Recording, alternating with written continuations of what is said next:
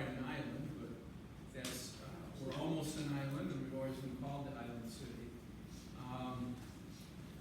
One of the bridges that I'll be talking about really isn't on the island, doesn't connect the island, but it is one that you're all going to be familiar with. So there are 5 of them. We're talking about the Railroad Bridge first, the bridge on Woodruff Road, the bridge to the Lac de Flambeau Road, which will be news to all of you because it was never built, but it was authorized, it was appropriated, and the construction actually did start, but it was never built.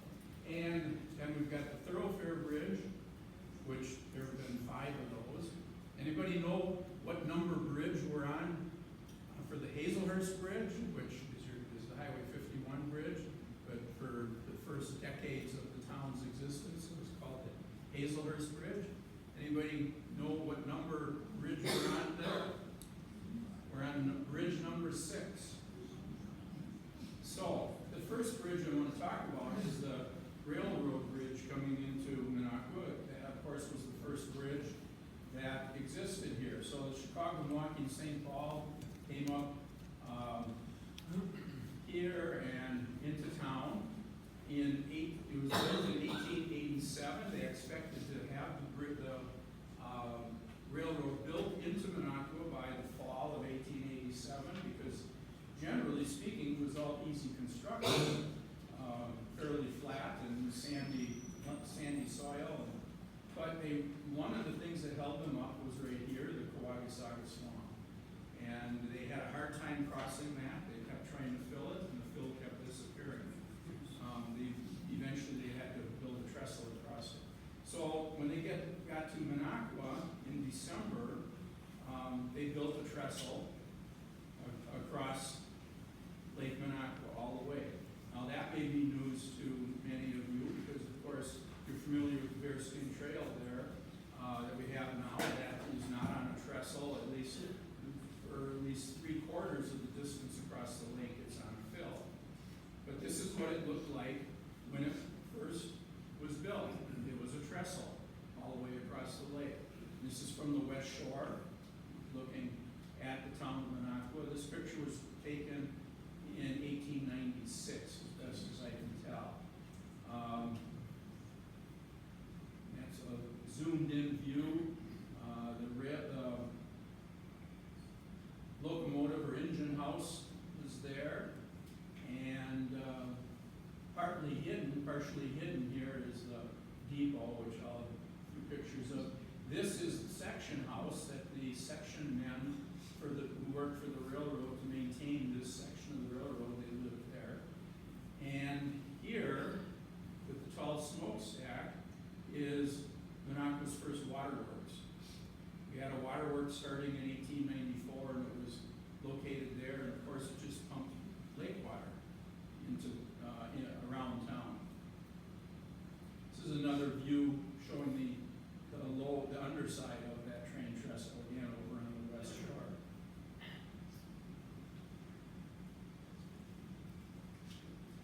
On the town side of that trestle, and here you can see it extending all the way across, there was a wooden truss bridge. And for the first, about 15 years of the railroad here.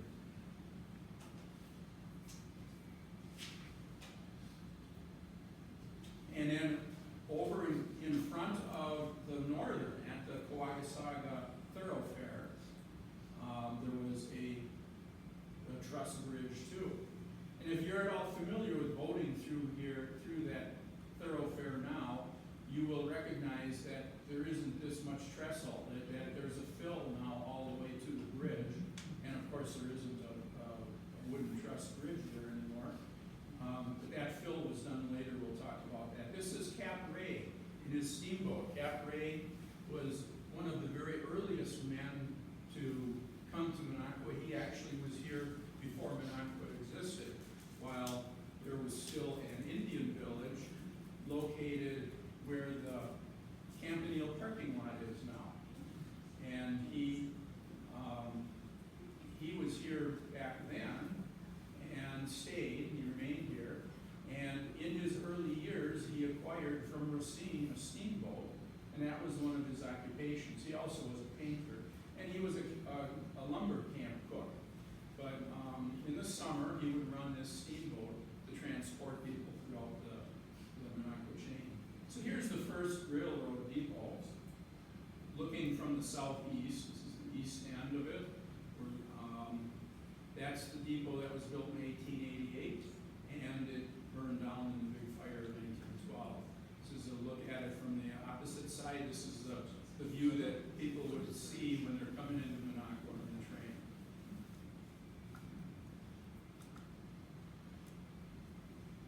The railroad initially stopped in Minocqua. This is as far as it went in the depot grounds here.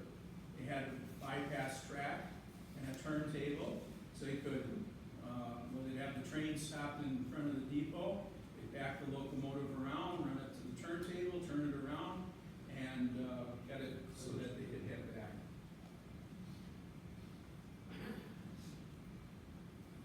Now, in 1893, the railroad was extended, and so it no longer stopped here in Minocqua in downtown. It was extended to Arbor Vitae because the sawmill was opened there by the Brooks and Ross Lumber Company. And in 1894 it was up to Star Lake, and then it went to Boulder Junction.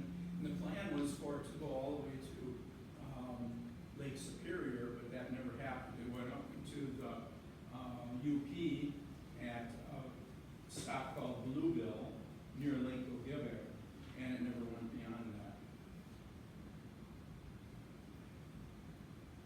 And this aerial photo, this photo was taken in, what is this? This one's about 49 or 50.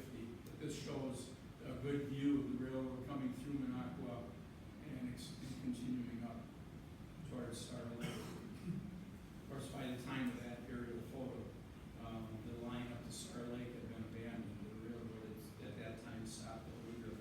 Here's a nice shot of the locomotive coming out of Minocqua, it's heading west right here, but it's a southbound train. And this is a view of the west end of the trestle. And here we have two interesting cottages. These cottages are the first cottages on Lake Minocqua. They are not the first on the Minocqua chain. There were some earlier ones on Lake Tomahawk by fishing clubs, like the Wassaw Club. But on Lake Minocqua itself, these would be the first two cottages that were built.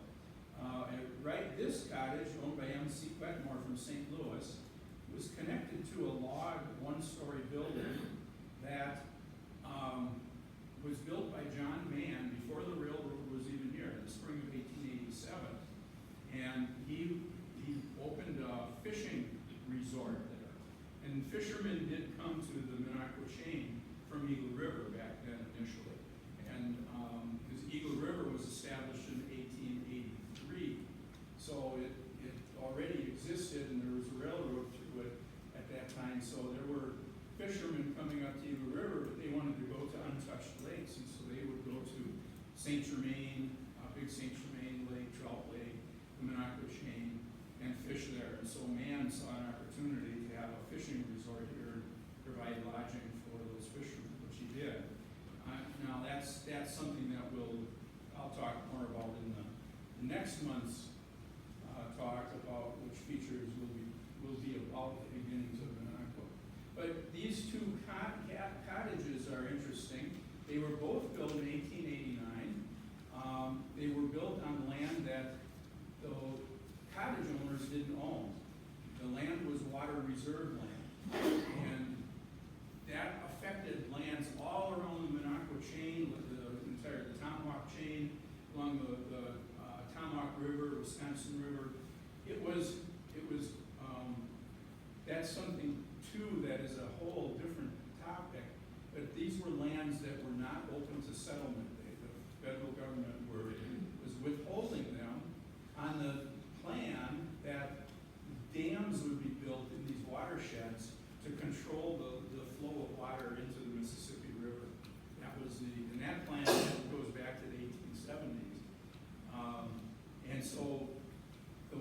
reserve lands were not open to settlement. However, A.H. Darrow from Chicago built a huge villa here called Darrowville. M.C. Wetmore from St. Louis built his cottage there. Both those men knew that the water reserve lands were going to come up for settlement. And because this is 1889, that was already up for discussion. The Congress passed an act in June of 1890 that was going to open those water reserve lands in 6 months.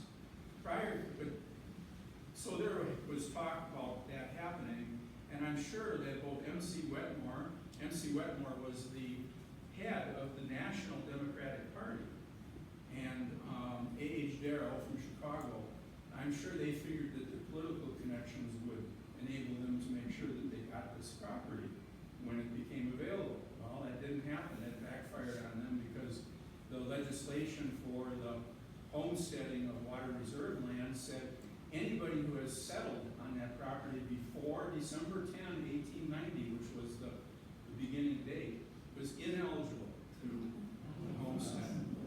So now these guys had these big investments here, and this property was I'm really getting into what I need to talk about a month from now, but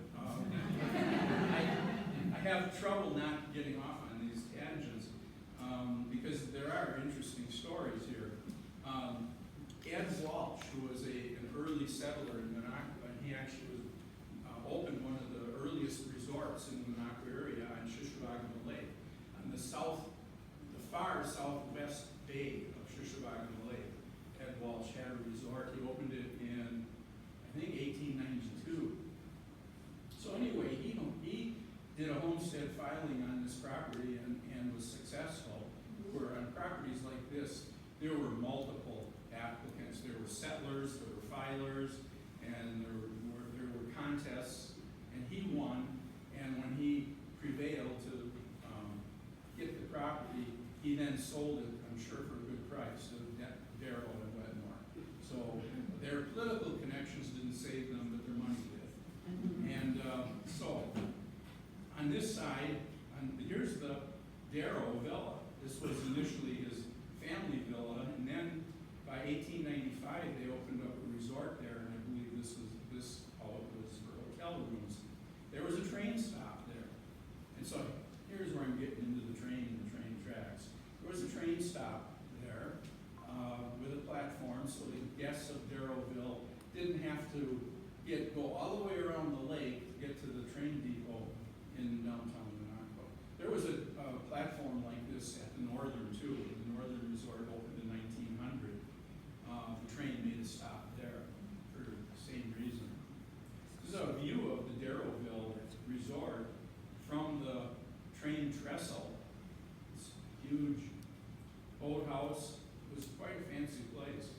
The resort, the main building burned down in May of 1900. And that was at the time when it was being operated at a resort. They quickly rebuilt, and they did operate it as a resort that year. It was being operated by A.H. Darrow's son, Robert Darrow. And Robert got very ill later that year, deathly ill. He had, in fact, died by the end of the year. And so the father sold the property. He sold it to A.J. Bolger. Bolger bought it just for speculation. And Bolger then sold it the following year in 1901 to Dr. Herman Pink from Indianapolis. And of course, everybody seems to be familiar with Dr. Pink and one of the reasons is that they named the road after Dr. Pink. He only owned this property from 1901 to 1916. And it burned down one more time while he owned it. So it was rebuilt in 1900. It burned down again in 1911. He rebuilt it. And then he sold it in 1916. If you walk on the Bearskin Trail, and I frankly haven't been on that Bearskin Trail in the last few years, I know several years ago the plaque that they had on the Bearskin Trail by this property, by the Dr. Pink property, really irritated me because there wasn't a single thing on that in that statement that was correct. Not a single thing. And an example is they said that this was Dr. Pink built this place originally. The Well, he didn't build it originally. He bought it 13 years after it was built. But moreover, they said he settled here, and they depicted him as being the town's doctor. Well, he was retired. He lived in Indianapolis. This was his summer home. He didn't settle here. He didn't practice medicine here. He didn't see patients here. I don't know where they just seem to pull these things out of the air, because there could be no source, if you did research, that would support that. No source. But there it was on the plaque, and I even contacted them 15 years ago and said, would you like to get those facts right? Because here are the facts. They weren't interested. Because it didn't come from the state. It came from a regular person, and they weren't interested. We're leaving it the way it is. Now, this is a photo that shows, an early photo that shows the fill across the lake. This photo, and I didn't know initially when it was taken, but I did see in my newspaper articles that R.M. Williams, a photographer from Nakusa, was here in 1905 with a panoramic camera, and he took, one of the things the paper said, he took some photos from the top of the Dr. Payne water tower. And this is a section of that panoramic photo that was taken in 1905. And it shows here the early Thirsty Whale, which is Cooper and Winger boat livery. That started in 1903. This is when it was only 2 years old. Off in the distance, you can see the early Joe Sark boat livery that in later years became Giuseppe's. The early St. Patrick's Church that was the topic of I talked 2 months ago. And here's the Lakeside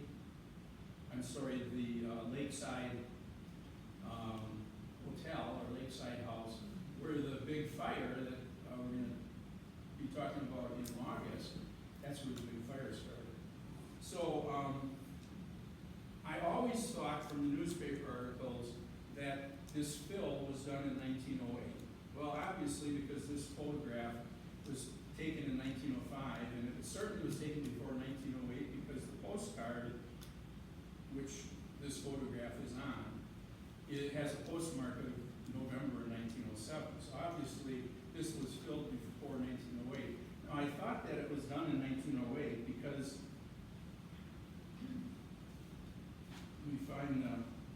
because there was a note in the Minocqua Times that said, this was on September 17, 1908, a gravel train was put on the first of the week, filling in the railroad bridge at this place. A large crew of men are working. So, of course, I figured they're talking about this trestle across Lake Minocqua. But then, I know, because this photo was taken in 1905, that's not true, this was done earlier. And later in that year, the paper clarified that they were filling, and I mean, they didn't say they were wrong in their previous description, but they said that they were filling the slough south of the Northern Hotel. So this shows that fill. They also replaced that wooden trestle bridge at that time. This photo was taken about 1910. And they replaced the wooden trestle bridge here. They filled in along the tracks here. But this is the beginning of the fill over the Quaggasaga Swamp that apparently they were filling in 1908. And they probably filled this at that time too.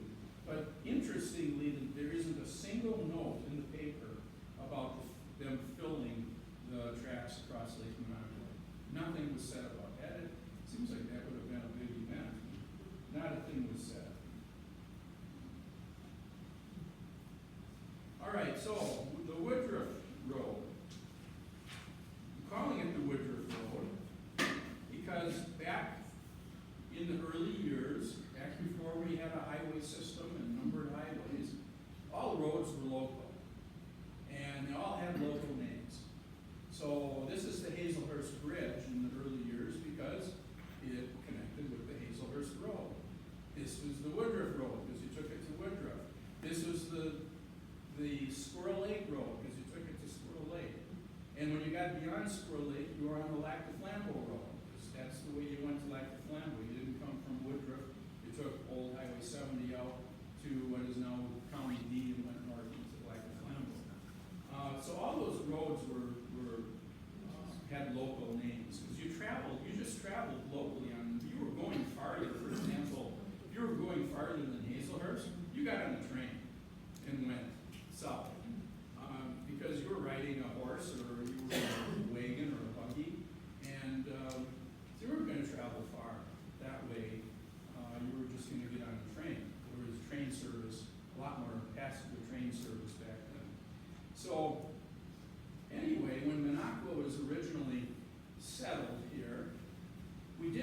road already, a tote road that had come up to the railroad construction camp that was on the point here where the northern leader was.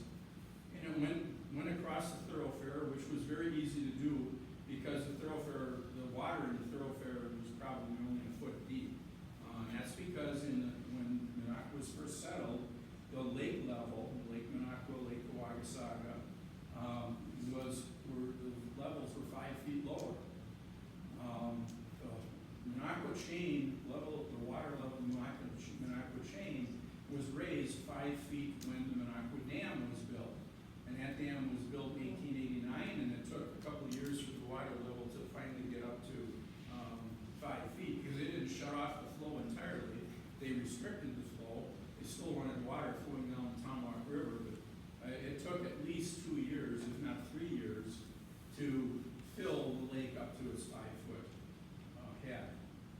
And so in the meantime, the tote road that had come up here, you could take a horse or take a wagon across the thoroughfare easily. It was basically just a little stream. And incidentally, that's what the thoroughfare between Lake Minocqua and Lake Tomahawk was originally. I mean, if you take a boat through there now and lower that water by 5 feet, you're going to be on the bottom of that thoroughfare. And so that was just a stream. So anyway, the toll road, when Minocqua was created, went up around the lake and then came down into Minocqua.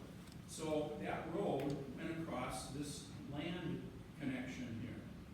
So came out of Minocqua, went around what is now the pond, to the shoreline and then up.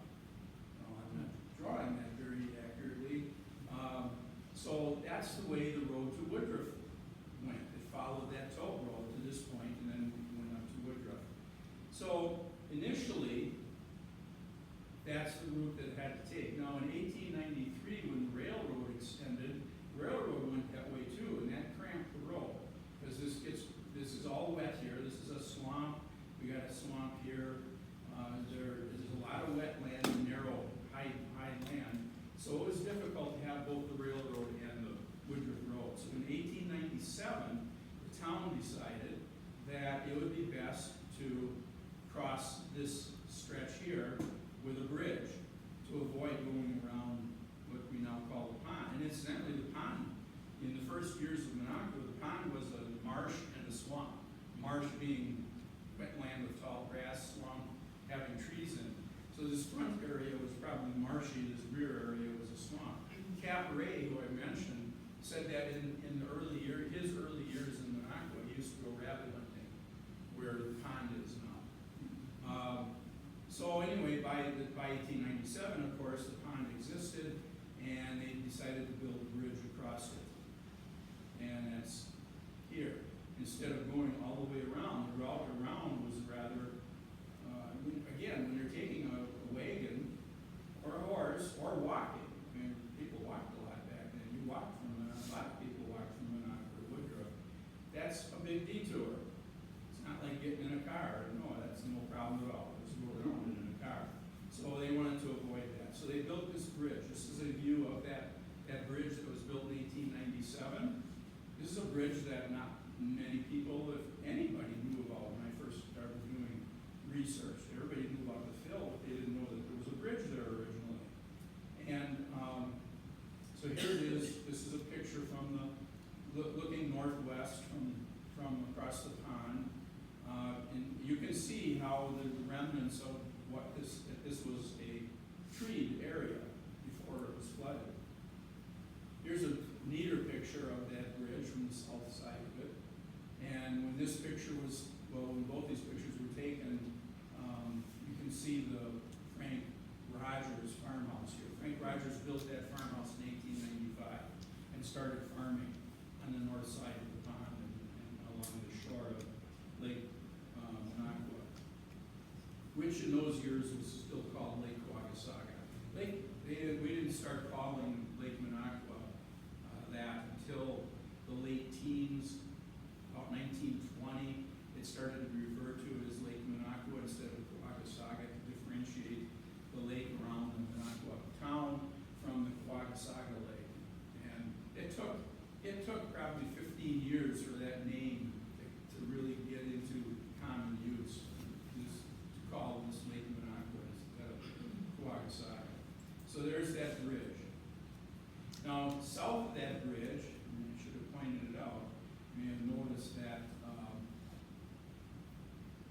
road makes quite a curve here. So the wagon road didn't come straight off the end of that bridge. It made a curve along the shoreline, and there was quite an S-curve. And here's a view of it. They had softened it a little, it seems, but there still was quite an S-curve. This photo was probably taken about 1915. This is actually after the bridge had been replaced by the fill, but it does show what the S-curve looked like. That S-curve was there until 1951, and we'll be talking about what happens with this area in 1951 shortly. But so people had to drive that S-curve coming out of Minocqua for many years. Here's a neat photo of taken on the bridge. This is when the bridge was still in existence. Looking at the Frank Rogers house.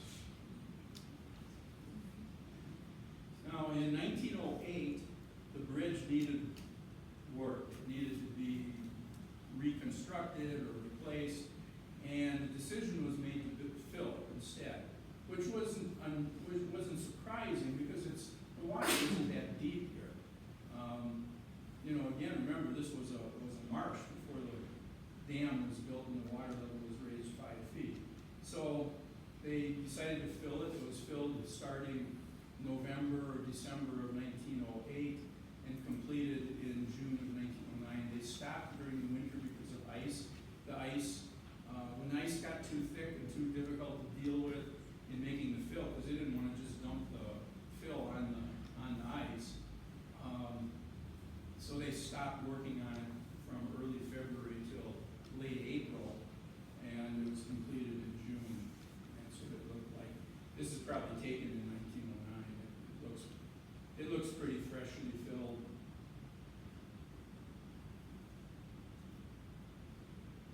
It was an erosion problem caused by waves coming across Lake Minocqua here, eroding the fill. So they have these rocks here, and they have these wooden wave breaks. But it was an ongoing problem. So they planted willow trees in 1910. And there's a myth that the willow trees grew from the willow posts, fence posts were put in the bank. And that the trees grew from those, and it's wrong. The town actually did plant willow trees. There were willow trees growing on the bank along West Park Avenue already. People had planted them there for the similar problem because of erosion. So there were all sorts of willows, and willows sprout. They sprout from their roots. They're sprouting small trees all over the place. So the town had hired men to dig up small willows along West Park Avenue and transplant them to the fill.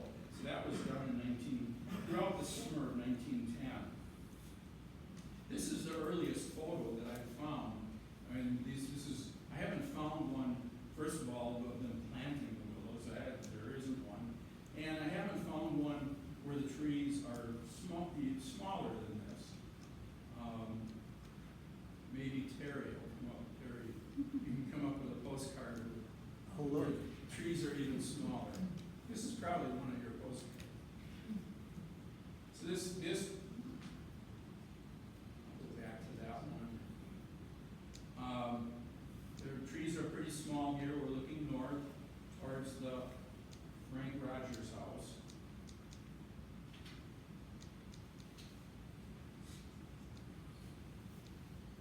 And the trees will get gradually larger in this series of photos. Again, we're looking from the south.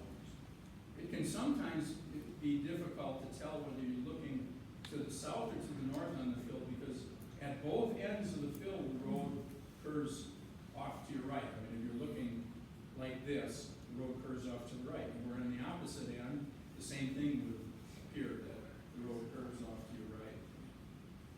That's how the S-curve looked. And here's from the north. One of the differences, of course, when you're looking from the north is that the Frank Rogers driveway branches off to the left. So this is probably around 1915. And this is at a time when there's probably still more horse traffic on this road than automobile. In fact, there were horse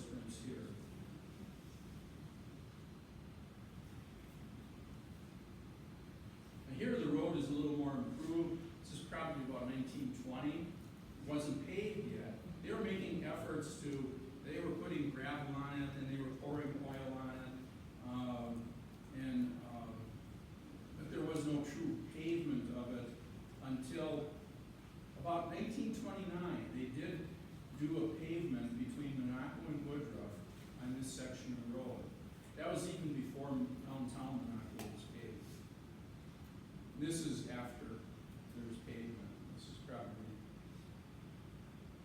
close to 1930.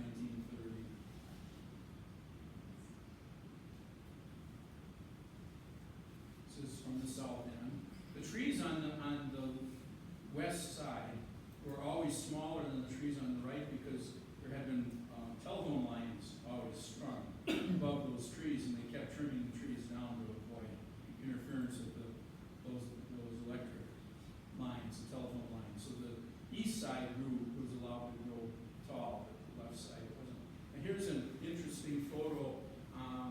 This goes back to about 1915. This is where the fill is here, and the Rogers farmhouse, and Highway 10 went along the lake shore like this. Of course, it's dirt.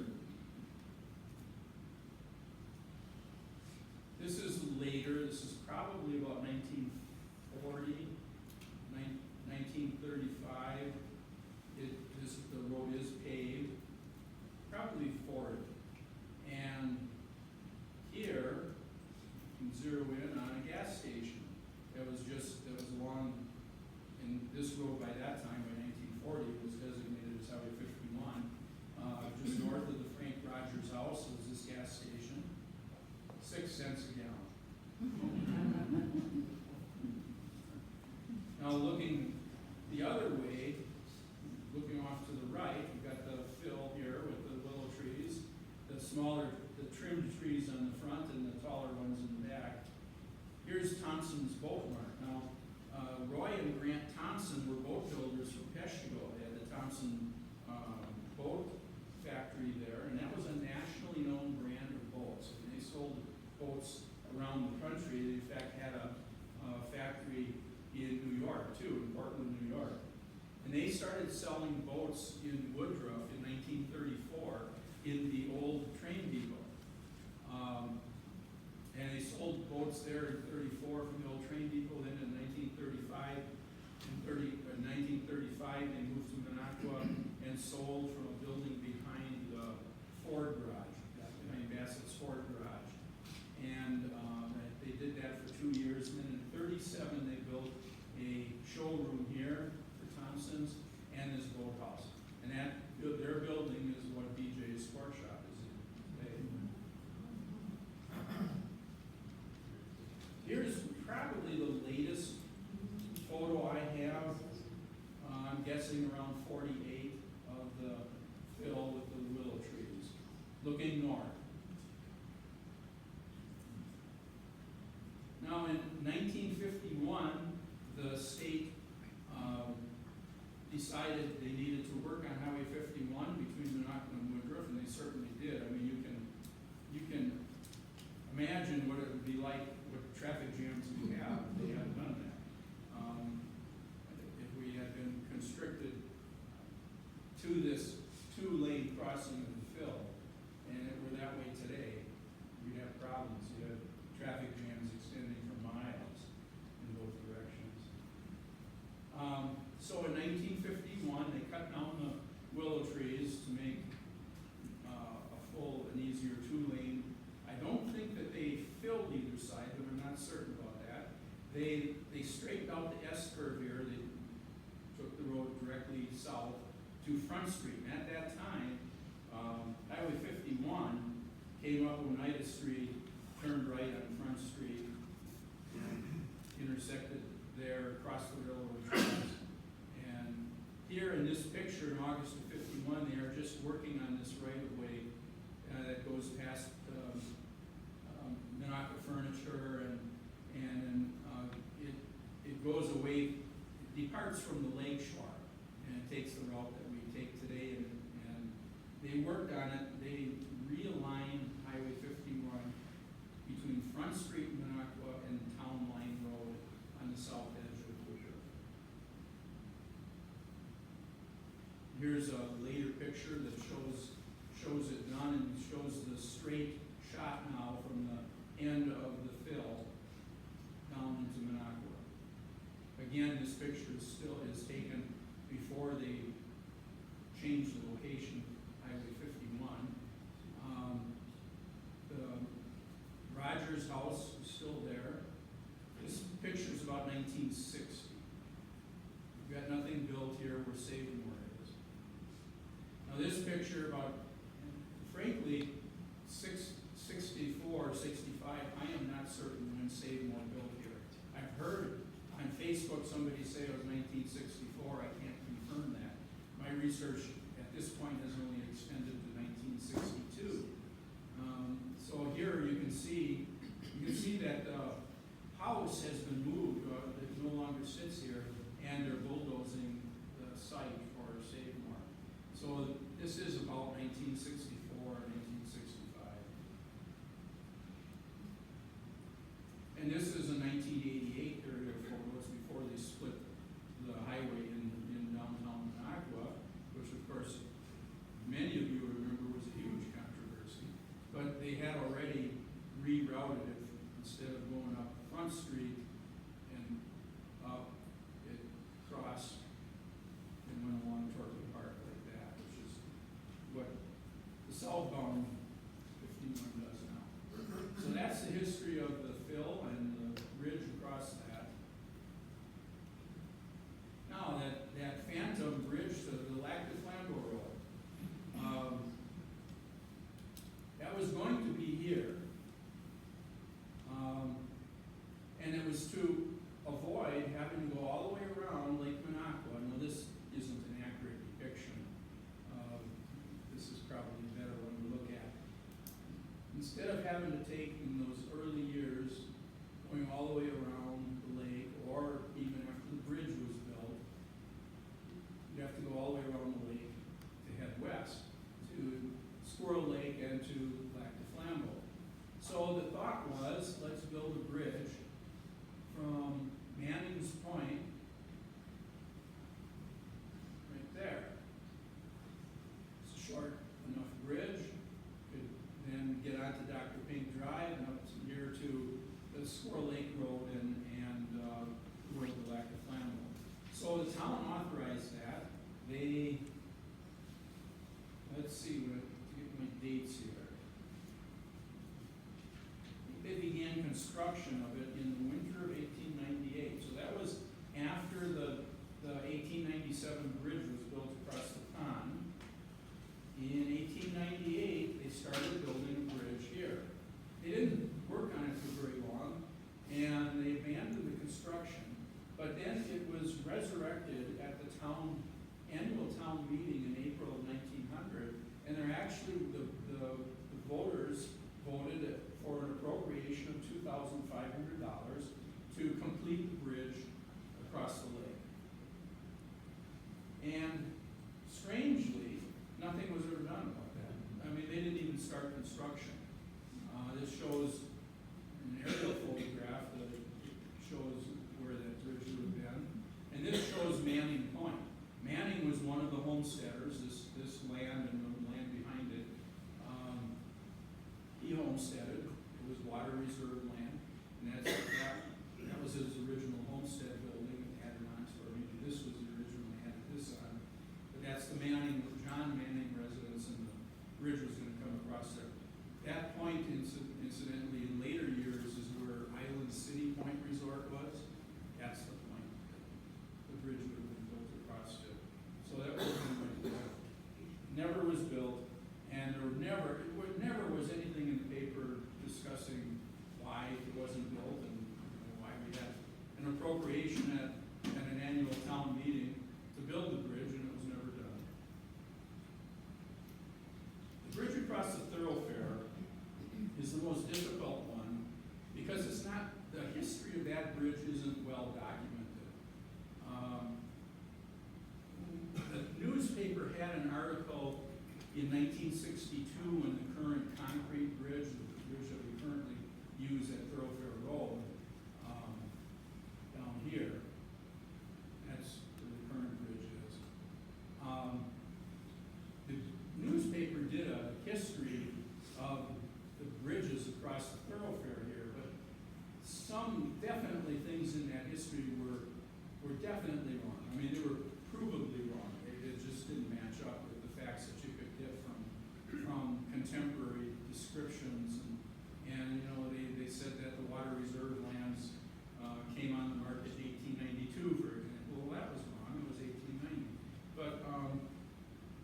I'm sure that the newspaper article that tried to tell the history of the bridges, although some parts of it were useful, most of it was being gotten from people who were relating what their parents told them. I mean, it wasn't even relating what they knew personally, it was what they heard from their parents. Or if they knew it personally, it was from 50 years ago, and of course, memories aren't too reliable at that stage. So anyway, what I've been able to put together is that John Grundy was did homestead north 80 acres here. So he owned the shoreline in Lakeland, on Mid-Lake, all the way down to there. And so he had a resort here. And for him to get into Minocqua without crossing the thoroughfare meant going across the railroad bridge here, going up into Woodruff, and then coming down Woodruff Road in Minocqua. Kind of an arduous trip to go from here to Minocqua there. So he built his own bridge, and his own bridge was built right about there, where these two point pieces of dry land. Because if you look along the thoroughfare, in most places, and if you've boated along it, you know that in most places it's just marshy on both sides of the thoroughfare. There are very few places on the thoroughfare where there's actually firm ground that borders it on both sides. This is one of those places. So he built his own bridge there, and initially it just consisted of putting three logs over the thoroughfare, tamarack saplings, crossing those, and then two more logs on both sides to hold the saplings in place. Well, I shouldn't call them saplings, but they were tamarack log poles, would be a better description. And that's what he used. And this actually would be a remnant of the road that he then took from here to get into town. And so that arrow points again where he built that bridge. So the problem, though, is that as the water level rose, people couldn't get under his bridge. There was just, it wasn't very high above the water. And there were boats going back and forth between Lake Minocqua and Lake Tomahawk, so that bridge had to be replaced. And he built a new one, and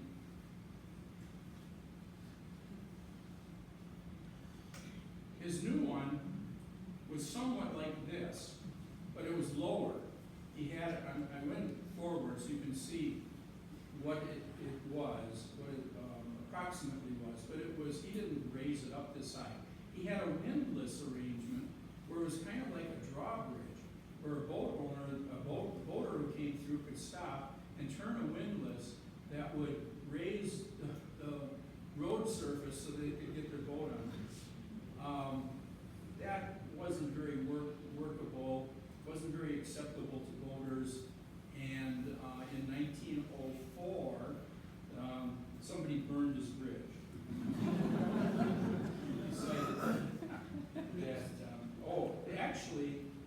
That was before he introduced the windlass. They burned his bridge, so then he rebuilt it with the windlass to raise it. But then in 1906, he published this notice. And it's still interesting that after all these years, it was still his private bridge. So the Grundy Bridge is to remain closed this season until some arrangements are made to raise the bridge or build a new one. And he said his bridge was there to stay.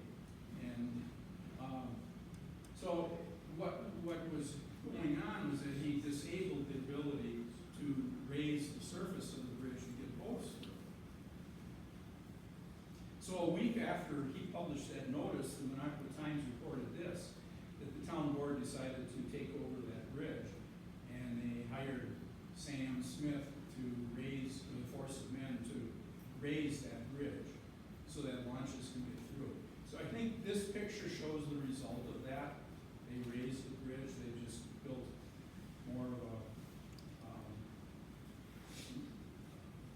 more supports under here to raise it so boats could get through. Now, in 1926, that bridge needed replacement. Prosper Joestar replaced it in 1926. This seems to be a picture of that bridge. It's a photo of a bridge over the thoroughfare. It seems for a 1926 bridge to be a little unsubstantial, because in 1926, now we're talking about cars driving these roads, not horse and buggy.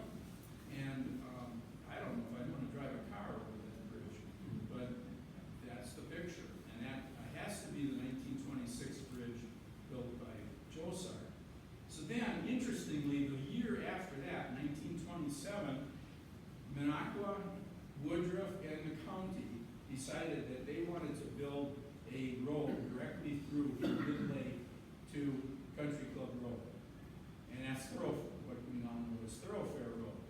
So it was, Woodruff built its portion, which went to there, and then it was up to Minocqua to do this, to build a new bridge. So this bridge is in a different location. All the previous bridges had to have been up here. But now with the creation of Thoroughfare Road, the new bridge was going to be down here. And this is the bridge that was built down there. And it was called a camelback because it starts off, the approaches on both sides are quite low. This bridge was located where the current, approximately where the current crossing is. This photo looks east. And this end of the bridge is where the boat launch is now on the thoroughfare. So if you ever used that boat launch off of Thoroughfare Road, at the thoroughfare there, that's where it is, at that end of this bridge. There's a side view of it. This side view is looking from the south. Again, today's boat launch would be over here on this. The boat launch that exists today is over there. Here's a picture down Thoroughfare Road to that bridge, looking east. This is where the boat launch would be now. So when you veer off of Thoroughfare Road to go to that boat launch, you're going down this road that was created in 1927. That bridge lasted until 1962, when this concrete bridge, when the steel and concrete bridge was put in, that's in use today. This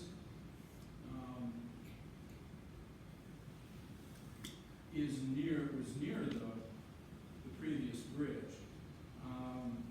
On this end, it probably is, this end, the east end, it is really close. On this end, it's off farther north, where the new bridge is.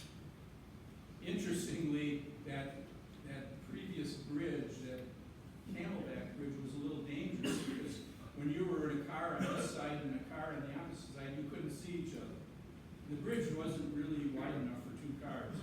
And on the last day that this bridge was going to be in use, two cars had collided head-on with the bridge. I don't think that was an unusual accident. It was funny that it happened on the last day that the bridge was going to be used before the new one was going to be opened. All right.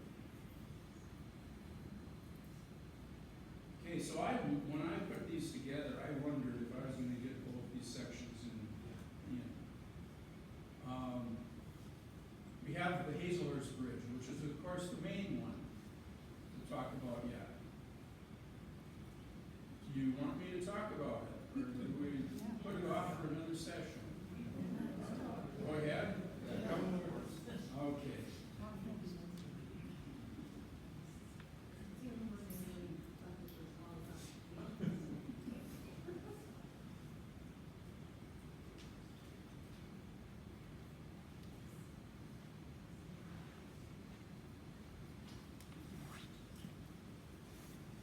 All right, so we've got part two of the Bridges of Minocqua, and now we come to the main bridge.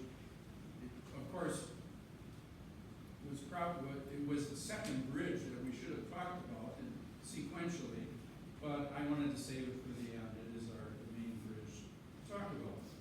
So the Hazelhurst Bridge was this, of course, this bridge across Lake Minocqua. When the town was laid out, there was no anticipation of building a bridge off the south end of the island. There was nothing south of Minocqua at that time.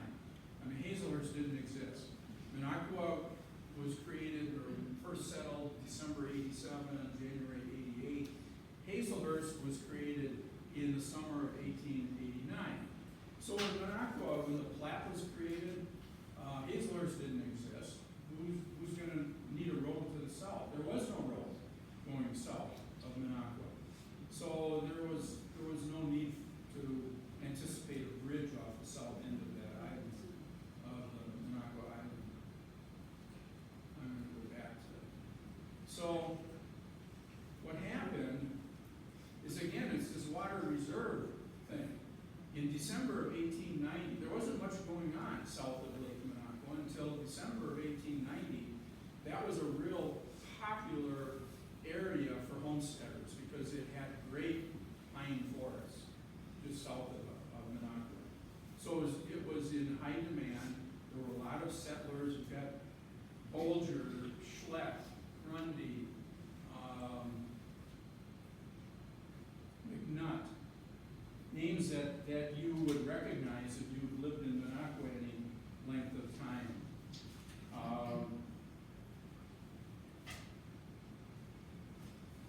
What other, see, Clausen, I skipped Clausen. Clausen, Schleck, Bolger, Josart, McNutt, and Grundy.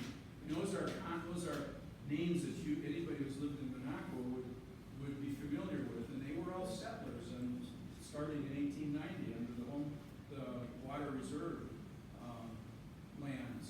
So there was a lot going on south of Minocqua starting in 1891. A lot of settlers down there that wanted to get into Minocqua. So in 1891, this town started running a ferry between the south point of Minocqua Island, and the shore, the southern shore of Lake Minocqua. They ran the ferry for 2 years. It ran from 6:30 in the morning to 6:30 in the evening. And the town even acquired, because they didn't really have the right to get to the south shore, the town acquired 25 feet of, the east 25 feet of lot 6 of block 13 for access to where the ferry was. So that went on for 2 years. Now, like I said, in 1889, Hazelhurst was established, and so now you had these two towns fairly close together, and the county established a county road between Minocqua and Hazelhurst.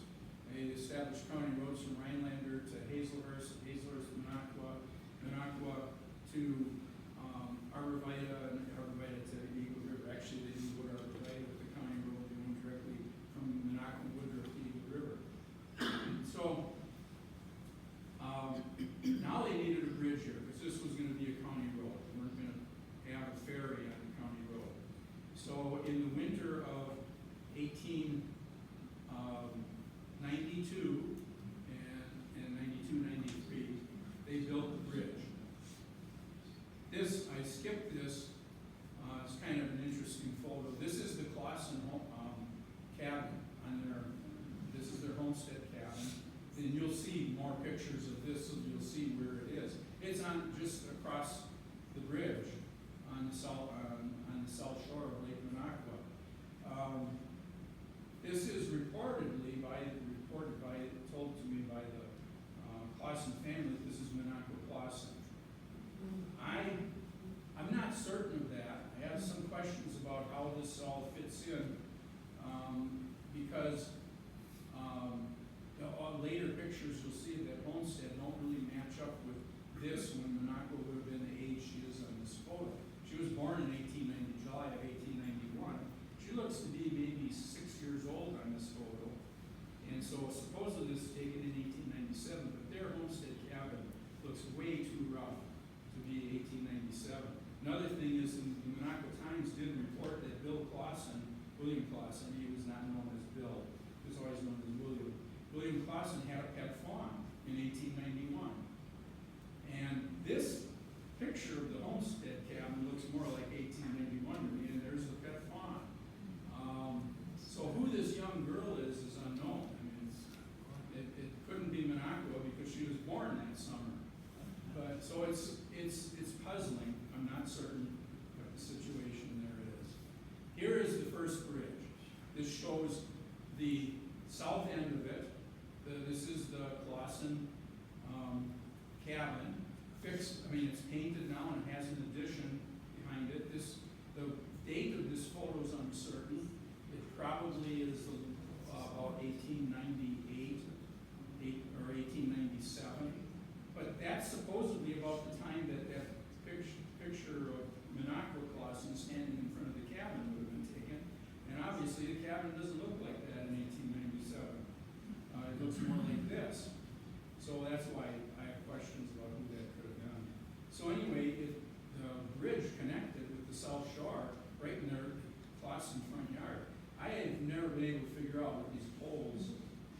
here, that are piled here, are for. I have no idea why they're piled there.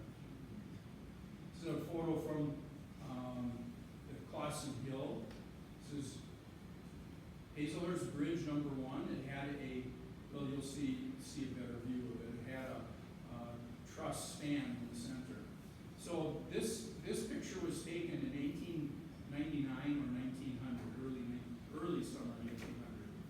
And that's how sparsely settled this end of the Minocqua village looked. I mean, there weren't a lot of buildings. Here's the Dave Josart boat livery, Dave Josart residence, Jacob Huber residence, St. Augustine Hospital, and the Catholic Church.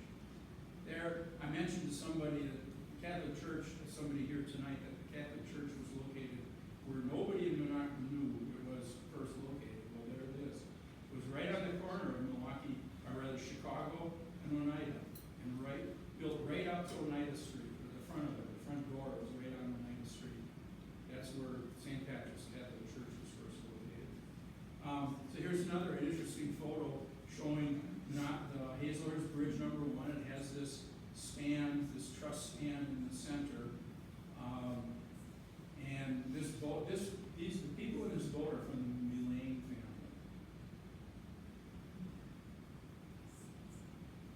Here's a crop version of that. We can see the bridge. Now see, this bridge was replaced in the winter of 1900, 1901. So by the summer of 1901, this bridge didn't exist. And the second bridge was connected with the South Shore to the other side of this pine tree. Only bridge number 1 connected right in front of the Clawson front yard on the west side of this big pine tree. And notice that in this picture, which could have been taken as late as summer of 1900, we've got a big addition to the original homestead cabin and a second big residence built by Clawson. And again, that's because of those developments, this is 1900 at the latest. That's why I go back to that picture of the little girl with the fawn, and it just doesn't make sense that that could have been Minocqua Clawson in 1897. Here is another photo. This is Hazelhurst Bridge number 2. Hazelhurst Bridge number 1 and number 2 are difficult to tell apart because they both they use the same truss span in the center. But if you can see the southern end of Hazelhurst Bridge, you can tell between number 1 and number 2 because number 2, as you can see, has been moved east. It's east of the big pine, no longer enters the Clawson yard, right in their front yard. We'll zoom in photo of it. So this connects with the South Shore where it does now. That established the connection that we now use. Here's Hazelhurst Bridge number 2, because we know that the south end of it is east of the big pine, doesn't go through the Clawson front yard, but it still has the wooden truss. That wooden truss was it's really the wood. Anybody who knows construction knows that the wood itself is not a truss design, but it had steel truss bars crisscrossed in it, and that was the truss part. This is a picture from on top Clawson Hill. I don't know who this would be with that hat that's on the screen. This is Hazelhurst Bridge number 2. Looking over the town. The town is much more built up than that earlier photo that I showed. You know, this photo was taken after 1904 because the 1904 addition to the schoolhouse is there, but it's taken before 1907 because the 1907 Minocqua High School is not there. And there's an interesting photo through that bridge, and here's where those steel connectors, the tensioners, you can see them. They're creating the truss effect with these wooden beams. So this one does show the high school. talking about 1910. Hazelhurst Bridge number 2, side shot of Hazelhurst Bridge number 2. This was a 60-foot wide opening. And this is looking north on Hazelhurst Bridge number 2 into town. That's what you're approaching the Minocqua, whatever it looks like. This is the William Schlecht large residence that's still there. That was built in 1906. Here's another identifying thing when you're looking at pictures of Minocqua. This concrete breakwater, concrete seawall, was built by William Schlecht in 1910. So if you can see that in the photo's 1910 or later. This bridge was replaced in the winter of 1912, 1913, so we know this photo was taken between 1910 and 1912. Picture from the bridge number 2, looking at Clausen residence. Now this is bridge number 3, and one of the things that we can tell about bridge number 3 is that the planking went from side to side. Bridge number 2, you see it didn't. It can be hard to tell the bridge pictures which bridge you're looking at sometimes, but definitely this is bridge number 3. Because bridge number 3 had a distinctive shape. It went straight up on both sides to a peak in the middle. Kind of like that camelback, although the camelback was more rounded. This went to an abrupt peak on both sides, from both ends there. You can see it. It goes up at a constant rate to the peak from there and from there. You've got the high peak in this. This is bridge number 3, built in 1913. Didn't have a truss span in the middle, and built 1913, and it lasted until 1927. Another picture of Hazelhurst Bridge number 3.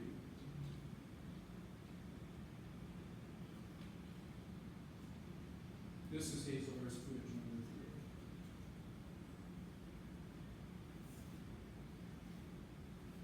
And this is 2.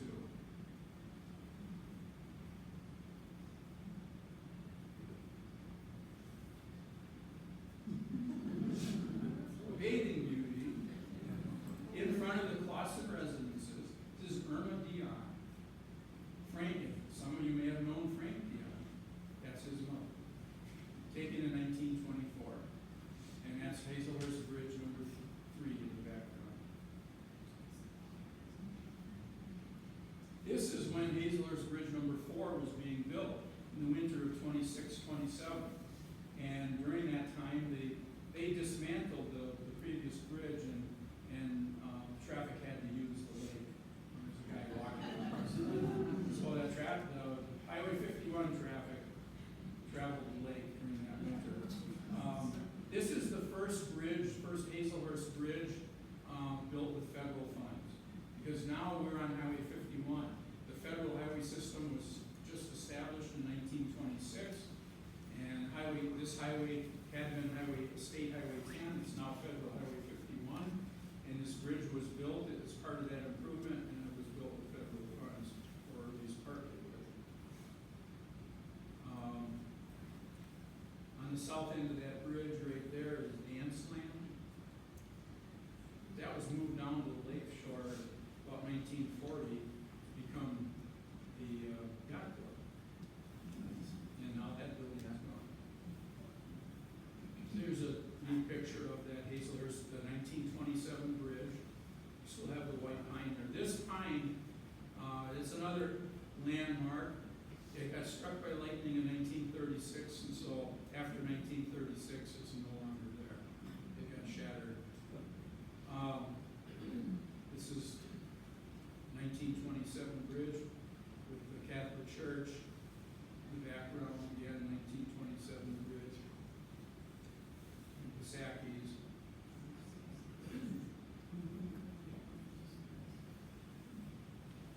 First aerial photo of the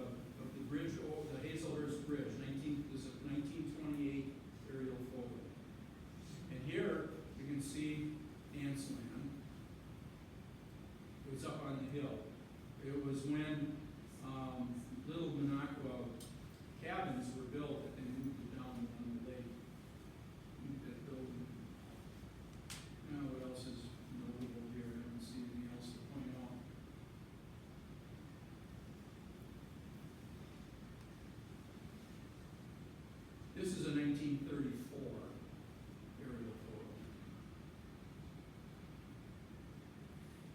More interesting shot looking over the bridge from the north end towards the south. This is probably about 1928 or so, shortly after it was built. The road surface is still gravel. They did put a tarvia, they called it, on the wood to protect it. Here it looks more like it's gravel and dirt on it, but the tarvia was, it was made of tar, as the word might suggest, but it isn't in much evidence on this photo. It looks kind of gravelly, sandy and gravelly. And again, Danceland is here. That was a popular dance place.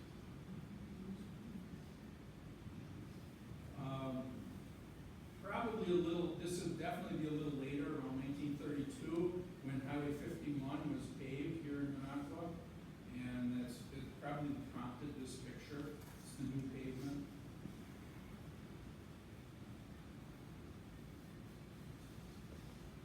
So that's what it would have looked like leaving downtown Minocqua and going over the bridge to head south on 51. Here's entering Minocqua in the winter. This is probably about 1940. Still on that same bridge. Yeah. This shows how curved upward that bridge was. We're down at the south end of it with the camera being held low to the road surface and showing the curvature of that bridge. This is later, about 1950 perhaps.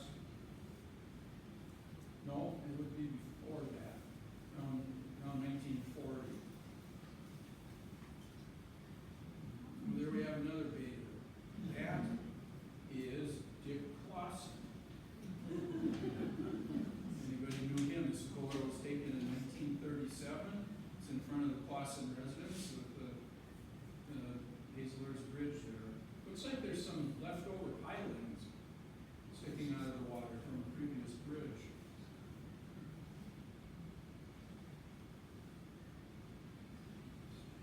Now this is about 1950, or a little later, because we now have Lakeview Motel there. And here's the little Minocqua cabins. They've been the subject of discussion on the Minocqua Historic Site. Here's Yacht Club to move the building after it had been moved down along the lake.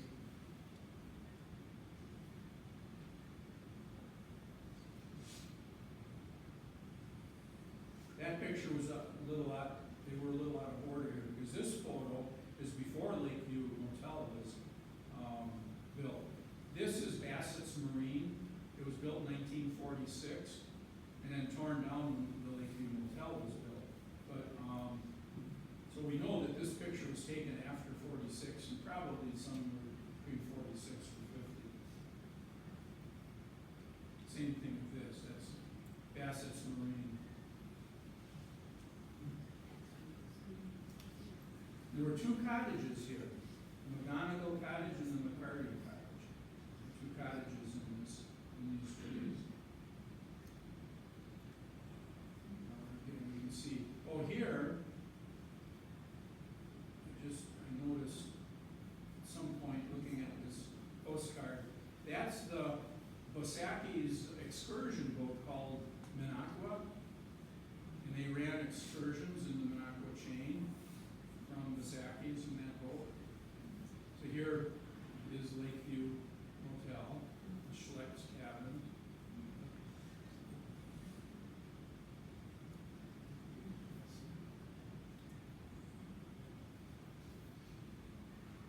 So this aerial photo shows the jog in the highway that went around the lot 6, block 13, where those two cottages always were, right from the early 1890s. And so the road went around them until, of course, the new bridge was built in 1965-66. And here that is. And, so here, those two cottages were acquired, that land was acquired, and they're going to build a new bridge and make a straight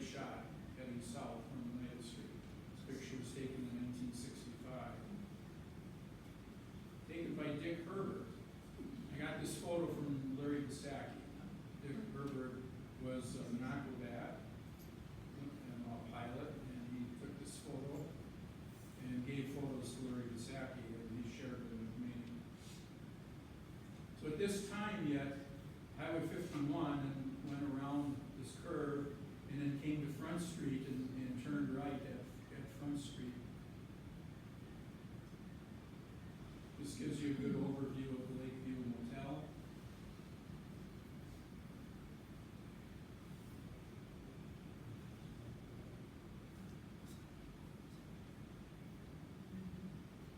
This is an interesting, I had never seen these photos, I don't remember where I came across them.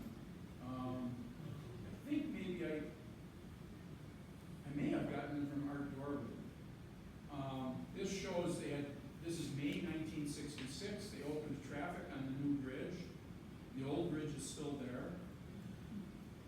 So they got the new highway. I don't remember such a curve. This maybe the photo angle accentuates that curve, because this picture doesn't make the curve look so bad. With our current bridge, they straightened that out. They moved this end of the bridge over a bit so that there was more of a straight shot of the road bed. So these are pictures that I had never seen anywhere else, showing the old road and the old bridge, and then the new highway and the new 65 bridge.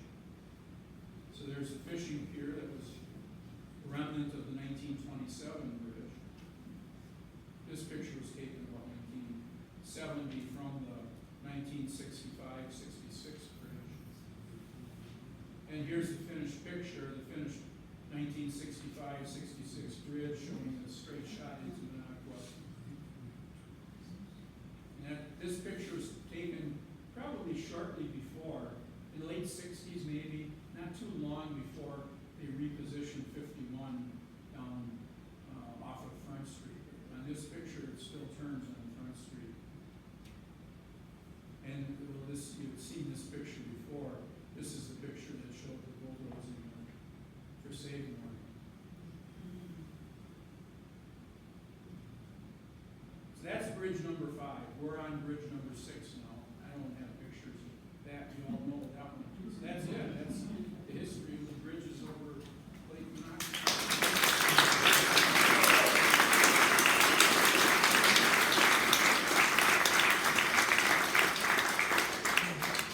Any questions about anything? Dan, Where did they get all the fill from, and how did they transport it? The fill, Way the early times when they're just filling in.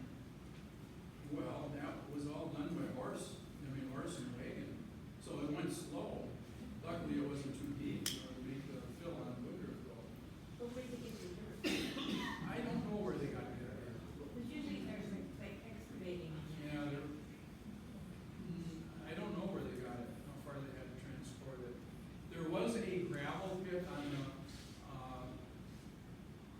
Rogers farm along to the north of the Rogers house and not far off the old highway.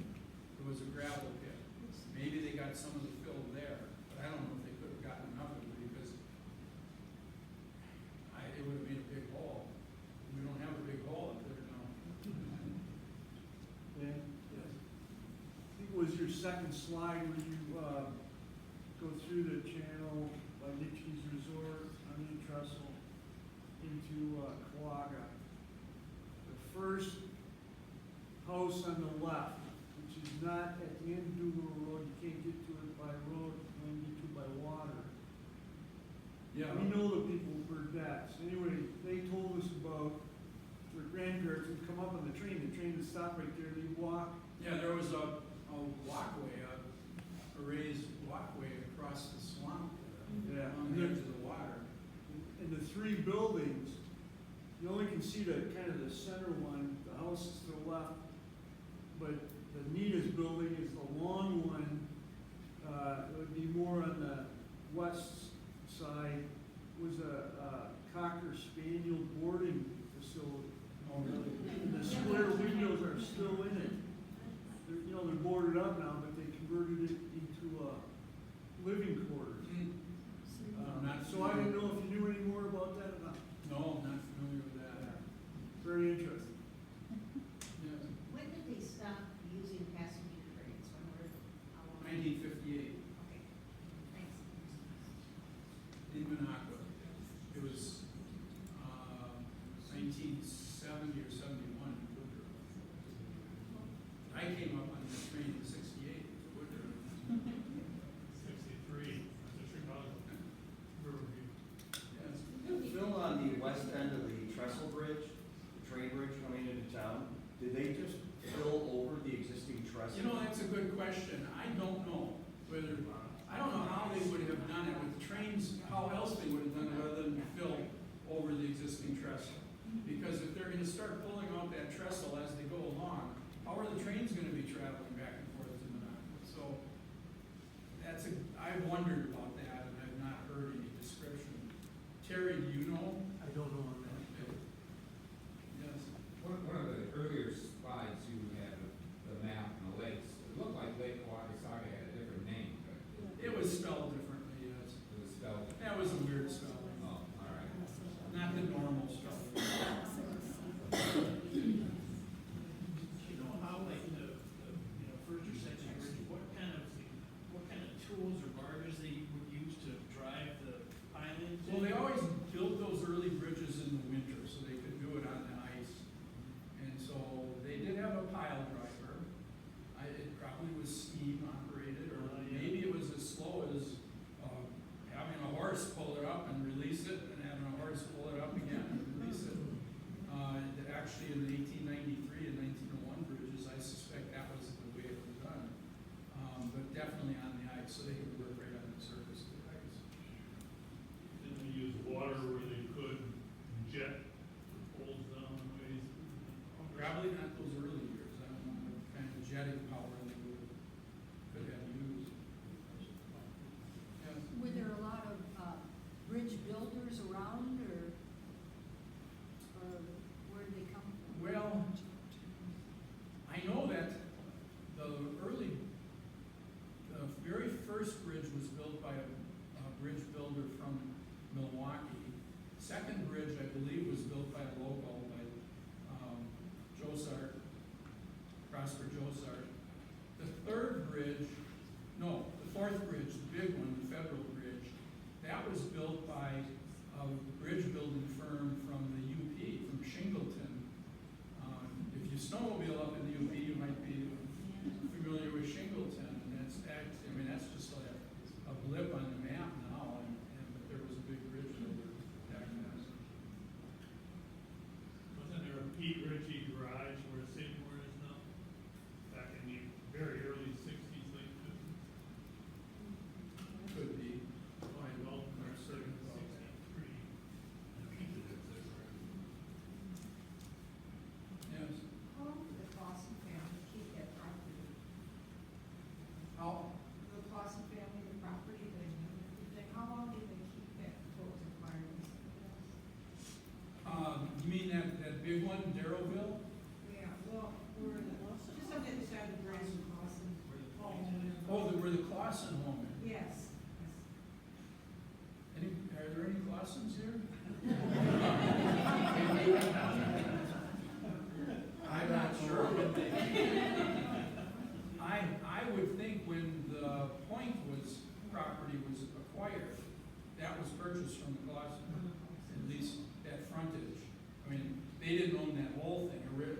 Originally they did, but they had sold properties off. But the homestead area, I'm sure was still owned by the Clausens when the Point was being put together in the late 80s. No, yeah, that would have been the late 80s when the Point was being done. No, I thought you had a question. I did. This is like an auction. You put your hand up. She's short. Yes. Okay, the trestle on the west side, wasn't there the Indian village around there? In the when the initial survey, when the initial surveys were done in this area in 1860, 1863, to establish the section corners, there was an Indian village there. And then when the second survey was done to do the interior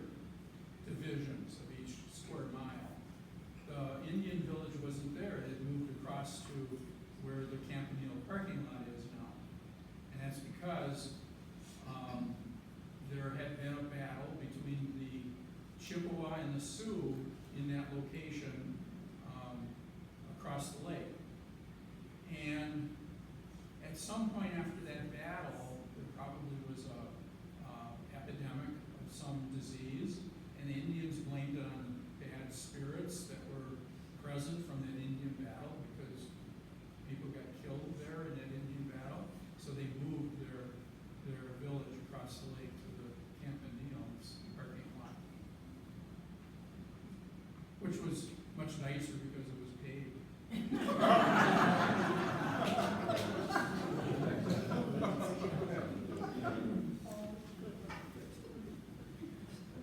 Other questions? All right.